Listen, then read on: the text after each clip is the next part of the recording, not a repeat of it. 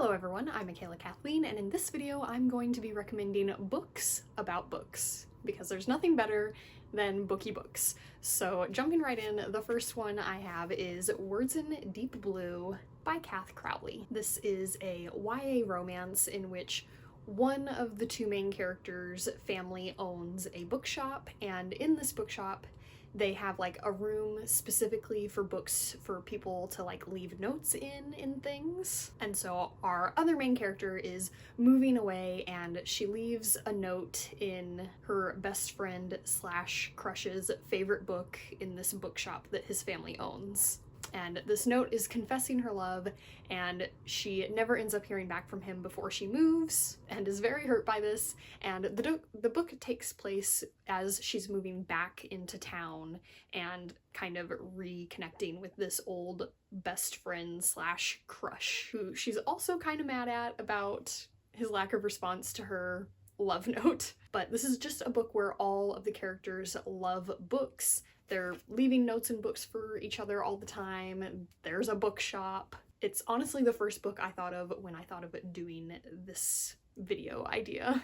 Next, I have My Grandmother Asked Me to Tell You She's Sorry by Fredrik Backman. And this one I would say is more about stories. Our main character is an 8-year-old girl whose grandmother has just died, and her big connection with her grandmother is that her grandmother has made up this fantasy land where they kind of pretend that they live in this fantasy land. They pretend together that it's a real place, and it really has a big impact on this little girl's life. And it's just a really lovely book, and a lot of it does kind of have excerpts sort of from the stories that the grandmother tells. A very heartwarming book about stories. Next, I have Afterworlds by Scott Westerfeld. This is a fun one because it is told in alternating chapters. In one set of chapters, we have our main character who is 18 or 19 years old, and she's getting her first book published and moving to New York to do that. And then the alternating chapters are the book that she is having published. So I just really loved this concept, and it was so cool to get to see this character's story and also see her book. Often with this sort of a concept, we'll only get like excerpts from whatever project it may be that the character has that they're working on. Whereas in this book, we get the entire book that she has written. So 2 books in one, what could be better? Next, I have 2 similar recommendations that also feature characters who are writing their own works.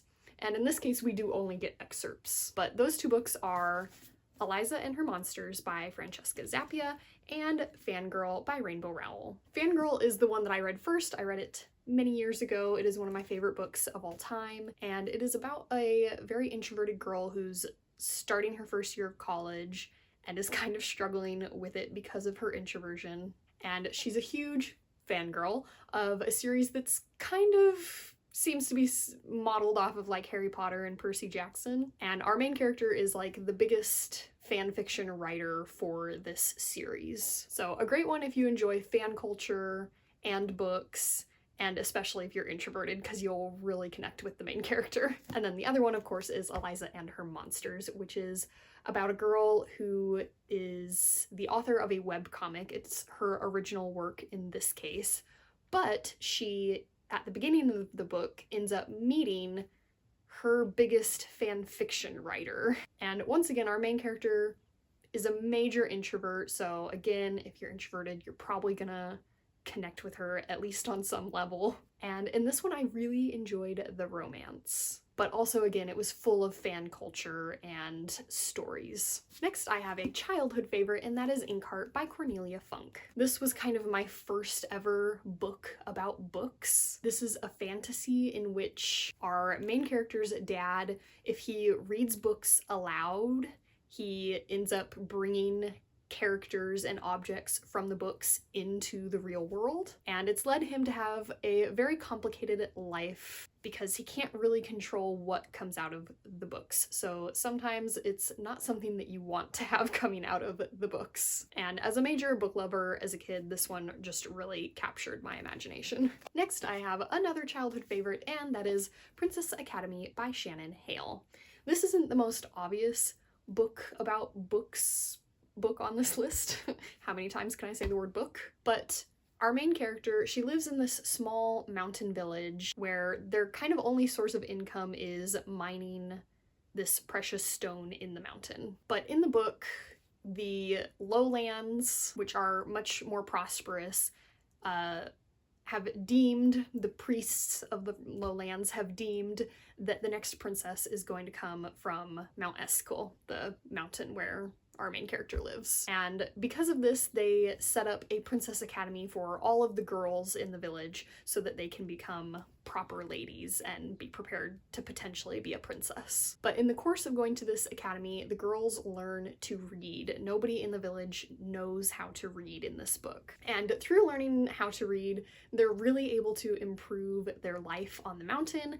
They figure out that the traders in the lowlands have been duping them about how much the stone that they're mining is worth, and learning to read just really changes all of our characters' lives, especially our main character, who ends up teaching her sister to read, and her sister wants to be a teacher because of it. And our main character just loves reading once she learns how to do it. Next, I have The Poet X by Elizabeth Acevedo. And this one obviously is specifically more so focused on poetry than fiction books. Our main character is constantly writing poetry and eventually gets into slam poetry, which is frowned upon by her family for religious reasons. And it's just really about her journey of deciding that she's going to pursue her love of poetry regardless of anything else. And I am not a poetry girly, but I did really love this one. A story told in poetry rather than just poetry might be my cup of tea based on this book. Next, I have a handful of dystopians. I feel like dystopian books often will be books about books, and specifically about how a lack of books or a censorship of books can lead to a dystopian society. Obviously, most authors probably powerfully believe in the power of stories and the fact that you need to be free to consume and create any story in order to have a free society. So, quickly running through some dystopians, I've got The Last Book in the Universe by Rodman Philbrick, my favorite book of all time. This one starts out with the first sentence of, if you're reading this, it must be 1,000 years from now because nobody around here reads anymore.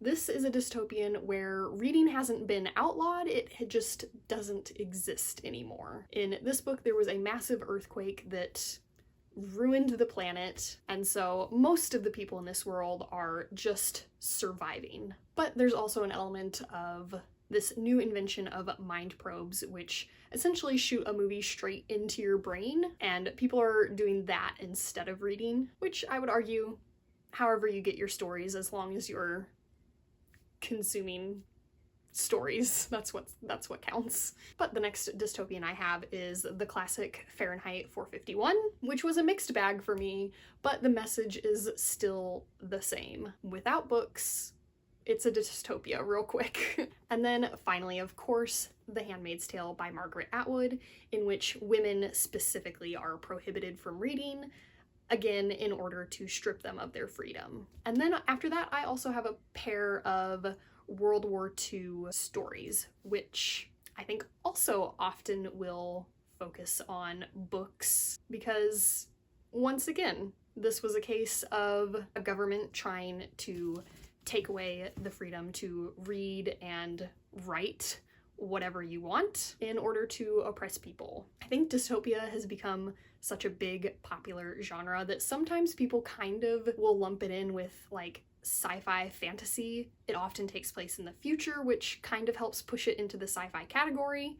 And it makes you kind of forget that dystopia is actually something that can happen in real life. For example, World War II Germany was obviously a dystopia. And like so many dystopias, one of the hallmarks of it was the attempt to erase free speech and to also create lies, like in 1984.